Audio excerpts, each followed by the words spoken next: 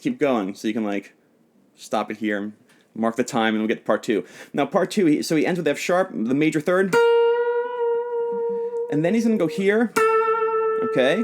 And the next part, by the way, sorry, he ends on the F sharp, I apologize. The next part is a D chord to the E chord, and then that's when Axl Rose goes 1, 2. So let's just take a look at that D chord and E chord. He hits this guy, which is, if you play D chord, the 5th. It's the number 5 of the D. It's an A. That's an A, but it's the 5th of the D chord. And then he brings it up to, I believe, on do. Yep. Then he brings it up to the 5th of the E chord here. So all he's doing this next part, boom, boom, boom. There's your D chord. He's playing the 5th of it. E chord, playing the 5th. And then comes the fun part.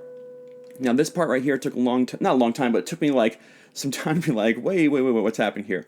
Because I listened to the melody and I listened to the chords happening. So first we're going to go over the chords. Now I'm just going to play them as 5th chords because I have a really creeping suspicion they're just 5th chords, which would be the 1, the 5, and the 1 sandwiched together. So you have F sharp, C sharp, B, and then a D twice. Boom.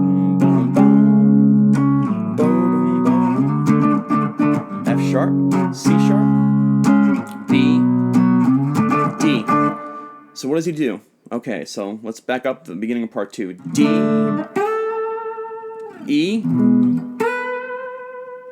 All right, and then he gets to an F sharp. So what does my man Slash do?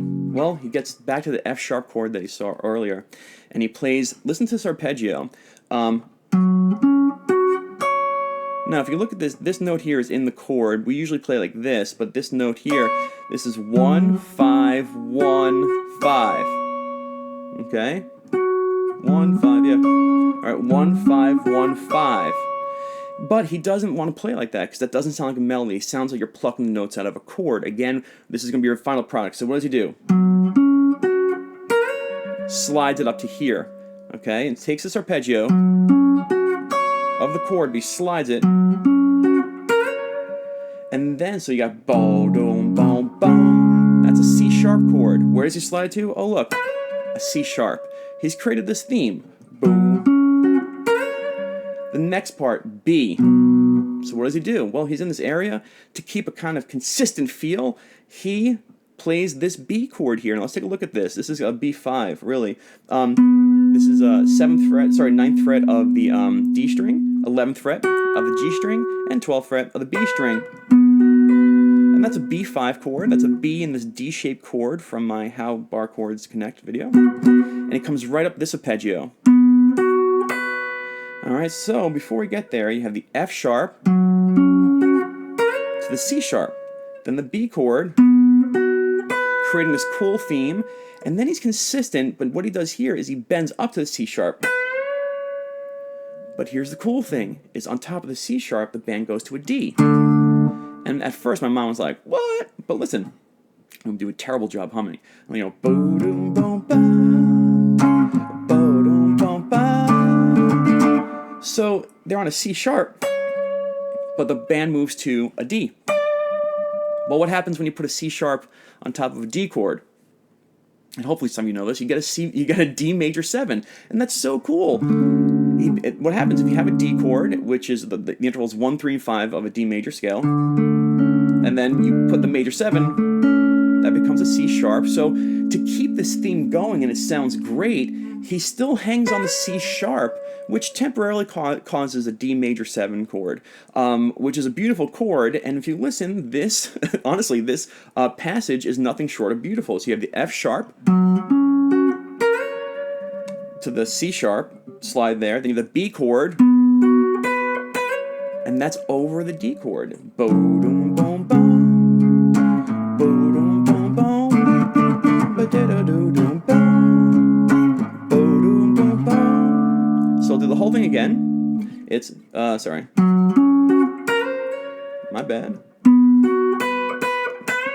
There you go. And then he comes down, and so he bends up the C sharp, and then he plays again, like here's your F sharp chord, but he comes comes down this little tiny... This here, when you do this, this adds a 4, and this is a suspension. It's not a big thing to go over, necessarily, because he's still in the F-sharp mindset. So instead of going...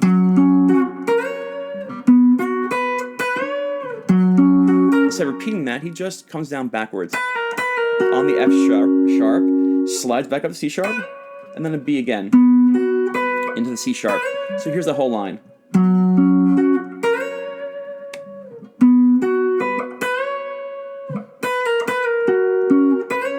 That was the F-sharp, back to the B.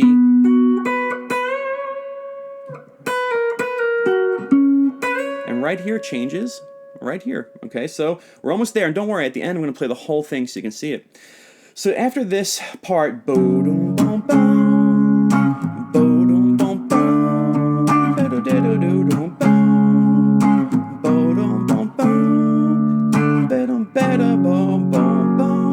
on the F-sharp, D major, sorry, D major, E major, F-sharp, and he does that twice. D major, E major, and F-sharp. So let's take a look at that. After this part, where we end with, he goes here, on top of the D, and then it goes to the,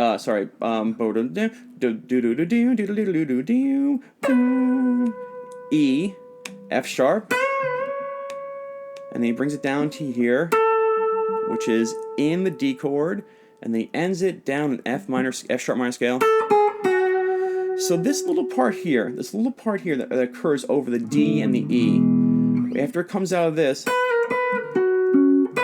right now, boom, boom, boom, boom, boom. 100% to me an organic thought process to tie the ending together.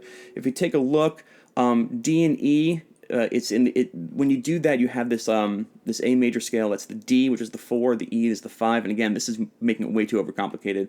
But this note, he's bending to the C sharp, coming down to the B, coming down to the A, and to me that's it's in the key of A, so he has an A major scale. He's using that to tie the A major scale to those D's and E's, and he's walking down this F sharp minor scale from the minor third back home to the F sharp.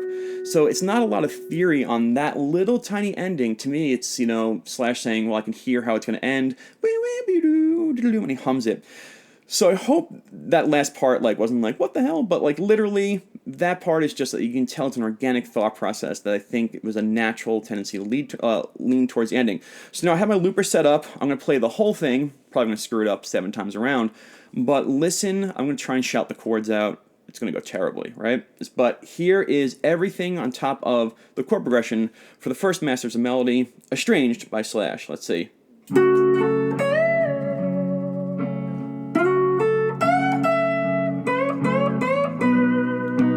There's that B. Here's that F sharp minor 7.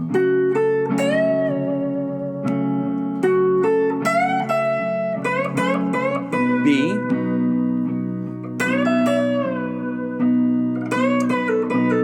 A. B. F sharp major, and that's the major third with a little wiggle. Same thing, A, B, F sharp, major, with a little wiggle on major third.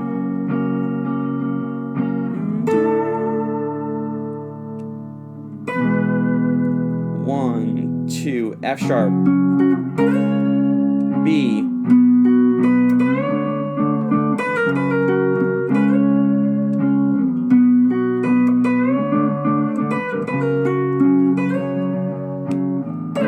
D,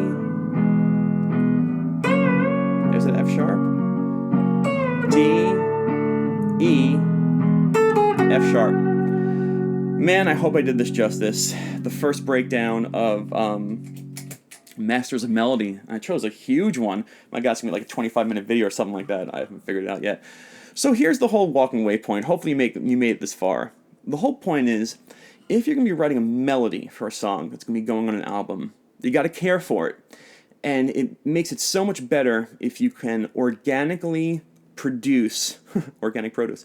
If you can organically produce a melody in your head and then find it on the guitar, it's usually going to apply to its chord tones and then sew it together with either the scale of the chords that you're on if you get stuck, or use your organic nature again to tie these moments together.